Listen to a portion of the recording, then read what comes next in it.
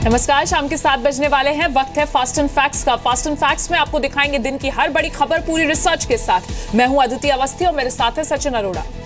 और इस वक्त की बड़ी खबर आपको बताएं। सबसे पहले राहुल गांधी को आज 2 बार पुलिस ने हिरासत में लिया है।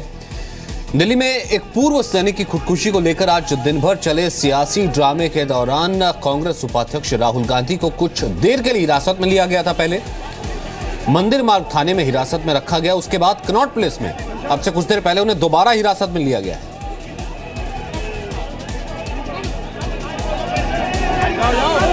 हालांकि कांग्रेस कार्यकर्ता बड़ी संख्या में मौजूद थे, इससे पहले भी मौजूद थे। आज हॉस्पिटल पहुंचे थे राहुल गांधी, साथ में ये ज्योतिरादित्य सिंधिया मौजूद है।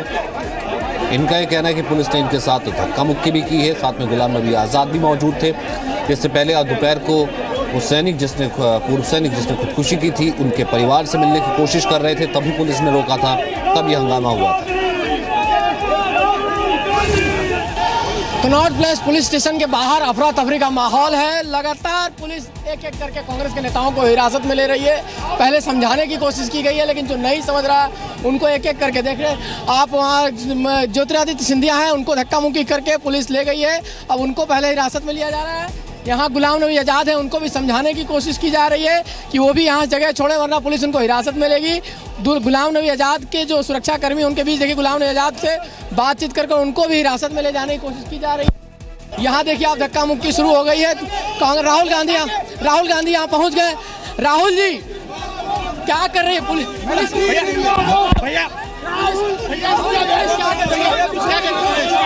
भैया पीछे जाइए आप, बस में जाना। वन रैंक वन पेंशन की मांग को लेकर दिल्ली में पूर्व सैनिक ने खुदकुशी की थी। इस मामले में रक्षा मंत्री ने रिपोर्ट मांगी है। हरियाणा के भिवानी जिले के रहने वाले 70 साल के Ramkishan Grewal one rank one pension के लिए अपने कुछ साथियों के साथ दिल्ली के जंतर मंतर पर आंदोलन कर रहे थे। कल जब वो रक्षा मंत्री से मिलने जा रहे थे, उसी दौरान उन्होंने जहर खा लिया। उन्हें राम मनोहर लोहिया अस्पताल में भर्ती कराया गया, जहां मंगलवार देर रात उनकी मौत हो गई। रामकिशन ने सुसाइड नोट में लिखा है कि वीर जवानों के लिए जान दे रहा हूँ। सर, उनको ये मिलने नहीं दिया जा रहा, उनकी मांगे नहीं पूरी हो रही थी, तो उन्होंने भावुकता में ये देश के प्रति ये कदम उठा लिया। अगर हमारी ये आखिरी इच्छा यही कि ये पूरी हो जाए और ये उनको एक श्रद्धांजलि होगी। वे फिर से रिले हंगर स्ट्राइक शुरू की है और ये रिले हंगर स्ट्राइक हम जब तक बंद नहीं करेंगे, अब जब तक सरकार हमें वन रैंक वन पेंशन नहीं दे देती। वन रैंक वन पेंशन का मतलब है कि एक ही रैंक पर किसी भी तारीख को रिटायर होने वाले सैनिकों को एक जैसी पेंशन मिले। वन रैंक वन पेंशन की मांग को लेकर पूर्व सैनिक पिछले 4 दशकों से आंदोलन कर रहे थे। पीएम मोदी ने चुनाव से पहले वन रैंक वन पेंशन लागू करने का वायदा किया था। 5 सितंबर 2015 को वन रैंक वन पेंशन लागू की गई। पूर्व सैनिकों का कहना है कि वन रैंक वन पेंशन को लेकर उनकी मांग पूरी तरह से नहीं मानी गई, जिसकी वजह से पूर्व सैनिक विरोध कर रहे हैं। इस पूरे मामले को लेकर दिल्ली के सीएम अरविंद केजरीवाल ने केंद्र पर निशाना साधा है। केजरीवाल के मुताबिक वन रैंक वन पेंशन को लेकर मोदी सरकार झूठ बोल रही है। अगर वन रैंक वन पेंशन लागू की गई होती तो रामकिशन ग्रेवाल खुदकुशी नहीं करते। सीमा पर पाकिस्तान की गोलीबारी के जवाब में बीएसएफ ने पाक रेंजर्स के 14 पोस्ट को तबाह कर दिया है। आज बीएसएफ ने अपनी कार्रवाई का वीडियो जारी किया। ये वीडियो मंगलवार का है। पाकिस्तान की फायरिंग में 8 नागरिकों की मौत के बाद बीएसएफ ने करारा जवाब दिया। बीएसएफ ने एक एक कर पाकिस्तान रेंजर्स की 14 चौकियों को तबाह कर दिया। भारत की कार्रवाई में 2 पाक सैनिक भी मारे गए। उनको जो है पूरी तरह से उनकी सभी पोस्टों पर जहां से हमारे सामने फायर आया है उन्हें नुकसान हुआ है। जहां पर हम पूरी तरह से आश्वस्त हैं या जानते हैं कि इन पोस्टों में पूरी तरह से भरपूर नुकसान दिया गया है, उनकी संख्या 14 है। हमने जवाब दिया है कि और उससे पाकिस्तान में भी काफ़ी नुकसान हुआ है, और लेकिन उसको ये अपने लोगों की अपने जो है उसमें क्या होता है उसकी परवाह नहीं है। वो तो एक बखलाया हुआ जैसे होता है, जो ऐसे जैसे जो है जख्मी सांप होता है, इस प्रकार की जो बिहेव कर रहे हैं। जम्मू कश्मीर के हालात को लेकर पीएम ने आज हाई लेवल मीटिंग बुलाई। रक्षा मंत्री मनोहर पर्रिकर, गृह मंत्री राजनाथ सिंह, राष्ट्रीय सुरक्षा सलाहकार अजीत डोवल की मौजूदगी में पाकिस्तान की तरफ से की जा रही फायरिंग पर चर्चा हुई। 29 सितंबर को भारत की सर्जिकल स्ट्राइक के बाद से पाकिस्तान बौखलाया हुआ है। सर्जिकल स्ट्राइक के बाद से अब तक पाकिस्तान करीब 70 बार सीज फायर तोड़ चुका है। पाकिस्तान की फायरिंग में बीएसएफ और सेना के 10 जवान शहीद हो चुके हैं। भारत की जवाबी कार्रवाई में पाकिस्तान के 15 से ज्यादा जवान मारे जा चुके हैं।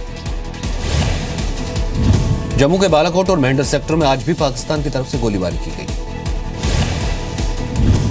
पाकिस्तान ने भारत में जासूसी के आरोप में फंसे अपने हाई कमीशन के 6 अधिकारियों को वापस बुला लिया है। पाकिस्तान ने जवाबी कार्रवाई करते हुए भारतीय हाई कमीशन के 2 अधिकारियों पर जासूसी का आरोप लगाया है। दिल्ली में आईएसआई के लिए जासूसी के आरोप में पकड़े गए पाकिस्तान हाई कमीशन के अधिकारी महमूद अख्तर ने दिल्ली पुलिस की पूछताछ में पाकिस्तान के जासूस राजनयिकों का नाम लिया था। महमूद अख्तर ने कहा था कि उनके इशारे पर ही वो जासूसी की गतिविधियों को अंजाम देता था। सूत्रों के मुताबिक सभी 6 अधिकारियों ने भारत छोड़ दिया है। भारत में अपनी जासूसी का पर्दाफाश होने से बौखलाए पाकिस्तान ने इस्लामाबाद में तैनात भारत के 2 राजनयिकों पर जासूसी का आरोप लगाया है। राजेश कुमार अग्नि पर जहां रॉ के लिए जासूसी का आरोप लगाया गया है, वहीं बलबीर सिंह पर आईबी के लिए काम करने का आरोप लगा है। कहा जा रहा है कि पाकिस्तान दोनों अधिकारियों को देश छोड़ने के लिए कह सकता है। पाकिस्तानी मीडिया में दोनों अधिकारियों के नाम का खुलासा होने के बाद भारत दोनों अधिकारियों को वापस बुला सकता है। 26 अक्टूबर को पाकिस्तान हाई कमीशन के वीजा अधिकारी महमूद अख्तर को जासूसी के आरोप में पकड़ा गया था। राजनयिक होने की वजह से महमूद अख्तर को गिरफ्तार नहीं किया गया। उसे 48 घंटे में भारत छोड़ने के लिए कहा गया। महमूद अख्तर से पूछताछ के बाद भारत में उसके 4 साथियों को गिरफ्तार किया गया। इनमें समाजवादी पार्टी के सांसद मुनव्वर सलीम का पीए भी शामिल है। महमूद अख्तर के पकड़े जाने के बाद भी पाकिस्तान ने भारत के एक राजनयिक सुरजीत सिंह को देश छोड़ने के लिए कहा था। मध्य प्रदेश के मुख्यमंत्री शिवराज सिंह चौहान ने आज भोपाल सेंट्रल जेल का मुआयना किया। मुख्यमंत्री शिवराज सिंह चौहान आज सुबह अचानक भोपाल जेल में सुरक्षा का जायजा लेने पहुंच गए। उनके साथ जेल विभाग के अधिकारी भी थे। मुख्यमंत्री ने जेल का जायजा लेने के बाद अधिकारियों को सुरक्षा बढ़ाने के निर्देश दिए। कुछ आवश्यक निर्देश दिए व्यवस्थाएं और सुदृढ़ और चाक चौबंद करने के लिए और विस्तार से समीक्षा करने के निर्देश दिए। सिमी आतंकियों की मुठभेड़ को लेकर सियासत अब भी चल रही है। विपक्ष जहां जांच की मांग कर रहा है, वहीं बीजेपी और उसके सहयोगी दल इसे खारिज कर रहे हैं। ऐसा बीजेपी की स्टेट में भी 10-12 साल 8-10 साल पहले एनकाउंटर हुआ था, है? तो ये कुछ इसमें जांच तो होनी चाहिए। राजनीति का विषय नहीं है ये तो भोपाल पुलिस का गौरव करने का विषय है। आज मुठभेड़ में मारे गए सिमी के आतंकियों की पोस्टमार्टम रिपोर्ट आ गई है। सूत्रों के मुताबिक रिपोर्ट में कहा गया है कि आतंकियों को नजदीक से गोली मारी गई है। ज्यादातर गोलियां शरीर के ऊपरी हिस्से में लगी हैं।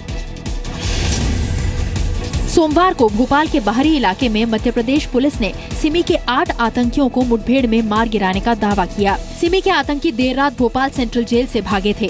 फरार होने से पहले उन्होंने जेल के हेड कांस्टेबल रमाशंकर यादव की हत्या की। मारे गए आतंकियों में से 3 ऐसे थे जो मध्य प्रदेश की खंडवा जेल से भी पहले फरार हो चुके थे। मारे गए आतंकियों में से 6 मध्य प्रदेश के रहने वाले थे। एक महाराष्ट्र का था जबकि एक गुजरात का था। भोपाल एनकाउंटर पर पश्चिम बंगाल की मुख्यमंत्री ममता बनर्जी ने आज अपनी चुप्पी तोड़ी। ममता ने ट्वीट किया कि वो पुलिस की थ्योरी से सहमत नहीं है। राजनीतिक बदले के लिए ऐसी कार्रवाई की जा रही है। जोधपुर में बीच सड़क पर एक व्यक्ति ने अपनी पत्नी को 3 तलाक दे दिए।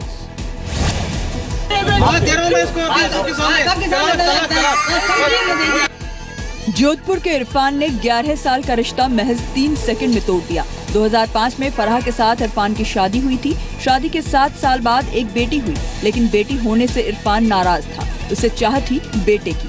बेटी पैदा होने के बाद दोनों के बीच झगड़ा होने लगा। कुछ महीने पहले उसने पत्नी को घर से बाहर कर दिया और कल जब फराह वापस ससुराल आई तो इरफान ने बीच सड़क पर पत्नी को तलाक दे दिया। और घर में मेरे से रोज झगड़ा करती थी, मुझे मारती थी, कई बार मेरे पेट में लातें मारी है। उसके मेरे पास सबूत पड़ा है उसका। और मैं माँ बाप से ही बात नहीं करती थी, मेरी बहन से ही बात नहीं करती थी। मैं आई और मेरे हस्बैंड ने सड़क पे खड़े होकर तलाक बोल दिया, जबकि ऐसे होता नहीं है। तो उसने जो तलाक दी उसको आप मानती हैं? नहीं मानती। तलाक देने के पीछे कारण क्या रहा? लड़की, हाँ बस लड़की होना। 3 तलाक के खिलाफ मुस्लिम महिलाएं लंबे समय से आवाज उठा रही हैं। इसके खिलाफ सुप्रीम कोर्ट में अर्जी दायर की गई है। केंद्र सरकार ने सुप्रीम कोर्ट में ट्रिपल तलाक का विरोध किया है। सरकार ने ट्रिपल तलाक को महिलाओं के संवैधानिक अधिकार के खिलाफ बताया। भारतीय मुस्लिम महिला आंदोलन के मुताबिक 90% मुस्लिम महिलाएं 3 तलाक के खिलाफ हैं। सऊदी अरब, पाकिस्तान और इराक जैसे मुस्लिम देशों में भी ट्रिपल तलाक पर पाबंदी है। हालांकि all India Muslim personal law board 3 तलाक को सही बताता है। उसने सरकार से कहा है कि वो मुसलमानों के पर्सनल लॉ में दखल न दे। राजस्थान के उदयपुर में ड्रग्स की बड़ी खेप जब्त की गई है। अंतर्राष्ट्रीय बाजार में इसकी कीमत करीब 3000 करोड़ रुपए बताई जा रही है। उदयपुर के कलड़वास इलाके की फैक्ट्री से डीआरआई और सेंट्रल एक्साइज की टीम ने 23.5 मीट्रिक टन ड्रग्स जब्त किया है। नशीली दवा की इतनी बड़ी खेप को रखने के लिए 3 कंटेनर मंगाए गए हैं, जिनमें भरकर इन्हें बीएसएफ को सौंप दिया जाएगा। पूरी कार्रवाई में 5 से 6 दिन का वक्त लगा। ड्रग्स रैकेट में अब तक 5 लोगों को गिरफ्तार किया गया है, जिनमें रैकेट का मास्टरमाइंड सुभाष दुधानी और उसका भतीजा रवि दुधानी शामिल है। ये हम मानते हैं कि सबसे बड़ी सीजर है हिंदुस्तान में, और ये ड्रग्स जा रहे थे मोज़म्बिक या साउथ अफ्रीका के लिए, यही हमारा अंदाज़ा है। वैल्यू अंदाज़न अगर 10,000 रुपये पर केजी का लिहाज से देखेंगे तो करीब 2,300 करोड़ का वैल्यू हो जाता है। छापे के दौरान प्रतिबंधित ड्रग्स मैंड्रेक्स की 2 करोड़ से ज्यादा गोलियां बरामद हुई। जब्त ड्रग्स को अफ्रीका के देश मोजाम्बिक भेजे जाने की तैयारी हो रही थी। ड्रग्स रैकेट का सरगना सुभाष दुधानी दुबई में रहता है। भारत में उसका भतीजा रवि दुधानी काम संभालता था। ड्रग्स रैकेट चलाने वाले सुभाष दुधानी के बारे में कहा जाता है कि वो फिल्म प्रोड्यूसर भी है।